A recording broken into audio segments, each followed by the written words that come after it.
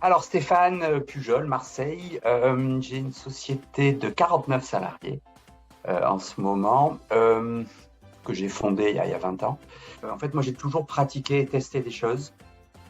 Et en fait, il y a 20 ans, j'ai posé des panneaux solaires pour faire de l'eau chaude solaire thermique.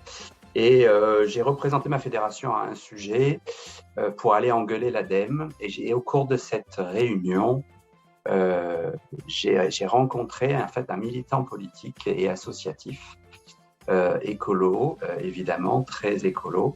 Et on a continué à discuter et on a organisé des apéros qu'on appelle Aioli, une fois par mois à Marseille pour répondre en fait à tout type de questions gratuitement aux gens qui se posent des questions sur l'immobilier. Et au cours de ces discussions, on a fait venir évidemment plein de gens. Au cours de ces discussions, beaucoup de gens avaient de grandes idées, mais peu avaient des solutions concrètes pour diminuer à la fois la pollution des bâtiments, mesurer les consommations, etc. Donc en fait, avec ce militant, on s'est lancé dans une mission de consultant pour faire évoluer les esprits d'abord en interne, parce que c'est vrai que j'avais l'impression de porter ces sujets un petit peu tout seul et que mes équipes n'avaient pas de sensibilité particulière.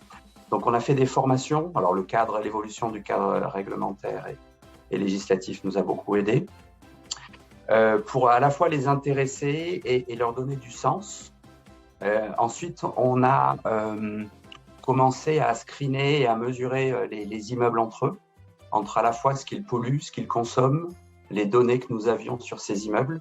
Et on s'est aperçu de la difficulté de la tâche que nous avons dans les prochaines années pour faire baisser les consommations d'énergie, pour évaluer la réalité des isolations et surtout pour arriver à conseiller nos clients sur ce qu'il faut faire réellement quand on doit entreprendre des travaux, quel que soit le bâtiment.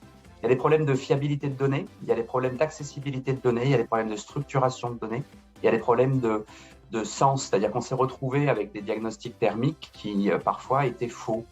Et en fait, ce screening et le fait de mesurer les immeubles entre eux nous a permis de détecter un certain nombre de difficultés. On cherche des solutions concrètes. Combien ça coûte en plus? Combien on diminue notre consommation?